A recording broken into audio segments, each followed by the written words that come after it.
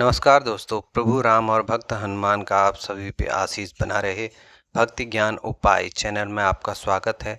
और आज हम आपके लेके आए हैं 16 सोमवार के व्रत क्यों रखे जाते हैं। इसके पीछे एक पौराणिक कथा है, उस कहानी के ही बारे में आज आपको जानकारी दी जाएगी। एक समय श्री महादेव जी पार्वती के साथ भ्रमण करते हुए मृत्युलोक में अमरावती नगरी में आए। वहां के राजा ने शिव मंदिर बनवाया था, जो कि अत्यंत भव्य सुंदर था, और जो भी उस मंदिर में जाता था उसके मन को शांति पहुंचती थी। भ्रमण करते समय शिव पार्वती भी वहां ठहर गए। पार्वती जी ने कहा, हे नाथ, आओ आज इसी स्थान पर 64 पासे खेलें। तो शंकर जी और पार्वती जी उस मंदिर में अपना खेल प्रारंभ करते हैं। शिव जी कहने लगे, मैं जीतूंगा। इस प्रकार उनकी आपस में वार्तालाप होने लगी। उस समय पुजारी जी पूजा करने आए।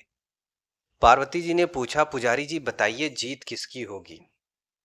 पुजारी जी महादेव के भक्त थे, तो उन्होंने बोला, इस खेल में महादेव जी के समान कोई दूसरा पारंगत नहीं हो सकता, इसलिए महादेव जी ही यह बाजी जीतेंगे। परंतु हुआ उसके विपरीत, जीत पार्वती माता की हुई। अतः पार्वती माता ने पुजारी को कोढ़ी होने का श्राप दे दिया। महादेव ने उन्हें रोकने की कोशिश की, लेकिन माता श्राप दे चुकी थी। अब तो पुजारी कोढ़ी हो गया। शिव पार्वती जी दोनों वापस चले गए। समय बीतता गया। कुछ समय पश्चात अप्सराएं पूजा करने उसी मंदिर पे आई। अप्सराएं जब पूजा कर रही थी तो उनका ध्यान पुजारी की ओर गया। तो अप्सराओं ने पुजारी से पूछा उनके कोढ़ी होने का कारण। अप्सराएं कहने लगी, पुजारी जी, आप 16 सोमवार का व्रत करें तो शिवजी प्रसन्न होकर आपका संकट दूर करेंगे। पुजारी जी ने अप्सराओं से व्रत की विधि पूछी। अप्सराओं ने व्रत करने और व्रत के उद्यापन करने का संपूर्ण विधि बता दी। पुजारी ने विधि पूर्वक श्रद्धा भाव से व्रत प्रारंभ किया और अंत में व्रत का उद्यापन भी किया। व्रत के प्रभाव से पुजारी जी रोग मुक्त हो गए। कुछ दिनों बाद शंकर पार्वती जी पुनः भ्रमण कर रहे थे और उसी मंदिर में आए, तो उन्होंने पुजारी जी को रोग मुक्त देखा। पार्वती जी ने पूछा, मेरे दिए हुए श्राप से मुक्ति पाने का तुमने कौन सा उपाय किया पुजारी जी। तो पुजारी जी ने कहा, हे माता, अप्सराओं द्वारा बताए गए 16 सोमवार के व्रत करने से मेरा यह कष्ट दूर हुआ।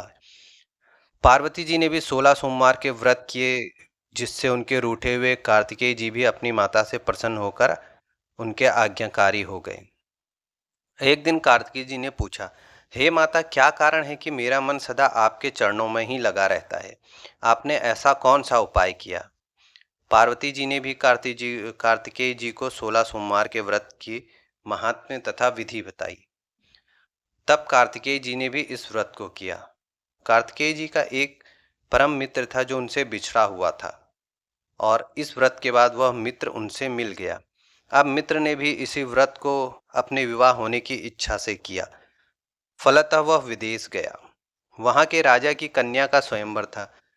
उस राजा ने प्रण किया था कि स्वयंवर में हथनी जिस भी व्यक्ति के गले में वरमाला डालेगी, उसी के साथ राजकुमारी का विवाह करूंगा।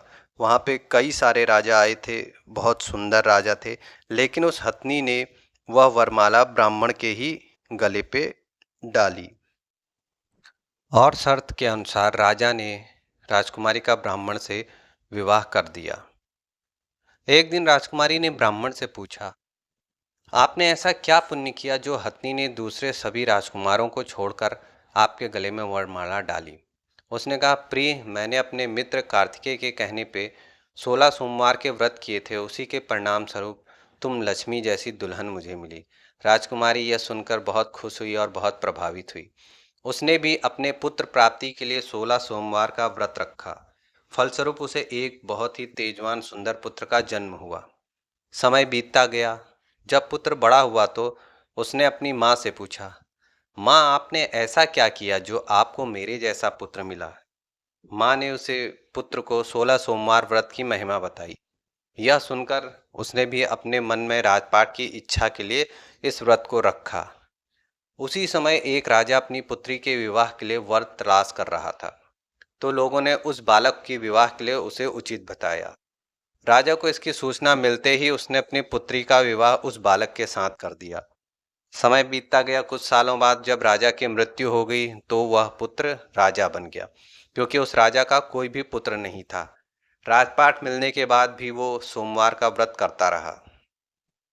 एक दिन 17वें सोमवार व्रत पर उसकी पत्नी को भी पूजा के लिए शिव मंदिर आने को कहा, लेकिन उसने खुद आने के बजाय दासी को भेज दिया। जब उसकी पत्नी मंदिर में नहीं आई और उसने दासी को भेजा तो इससे वह बहुत क्रुद्ध हुआ। ब्राह्मण पुत्र के पूजा खत्म होने के बाद आकाशवाणी हुई, तुम अपनी पत्नी को अपने महल से दूर रखो वरना तुम्हारा विनाश हो जाएगा। ब्राह्मण पुत्र यह सुनकर बहुत आश्चर्यचकित हुआ। महल वापस लौटने पे उसने अपने दरबारियों को भी ये बात बताई। तो दरबारियों ने कहा, जिसकी वजह से ही उसे राजपाट मिला है वो उसी को महल से बाहर निकालेगा। लेकिन उस ब्राह्मण पुत्र ने उसे महल से बाहर निकाल दिया।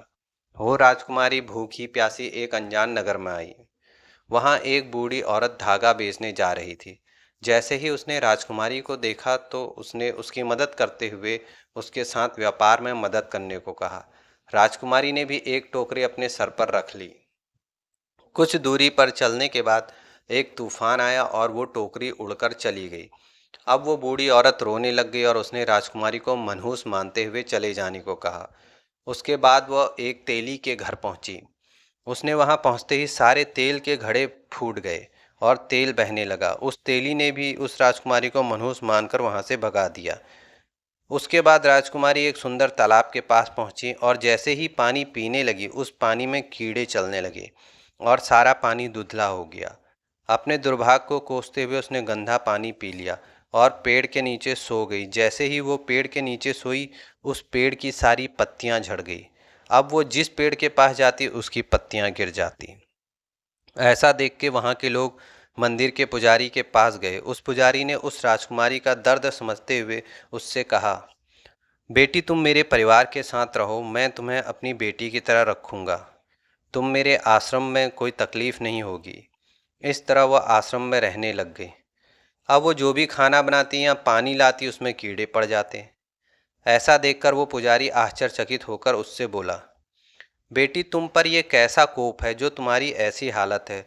उसने वही बात पुजारी को बताई कि मैं शिव पूजा में नहीं गई थी और मैंने एक दासी को भेज दिया था।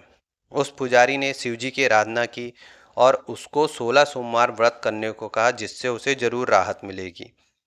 फिर राजकुमारी ने 16 सोमवार व्रत किया और 17वें सोमवार पर ब्राह्मण पुत्र उसके बारे में सोचने लगा, वह कहाँ होगी, मुझे उसकी तलाश करनी चाहिए। इसलिए उसने अपने आदमी भेजकर अपनी पत्नी को ढूंढने को कहा। उसके आदमी ढूंढते ढूंढते उस पुजारी के घर पहुंच गए। उन्हें वहां राजकुमारी का पता चल गया। उन्होंने पुजारी से राजकुमारी को घर ले जाने को कहा, लेकिन पुजारी ने मना करते हुए कहा, अपने राजा को कहो कि खुद आकर इसे ले जाएं। राजा खुद वहां पर आया और राजकुमारी को वापस अपने महल लेकर आया। इस तरह जो भी यह 16 सोमवार की व्रत करता है उसकी सभी मनोकामनाएं पूरी होती हैं। इस प्रकार 16 सोमवार की कथा यहाँ पे समाप्त होती है। आप सभी जरूर से जरूर इस कथा को पठन करें और श्रवण भी जरूर करें। इससे आपकी विशेष मनोकामनाएं जल्द ही पूर्ण होती हैं। तो इस प्रकार चैनल पे बने रहें, चैनल को लाइक करें, शेयर करें, सब्सक्राइब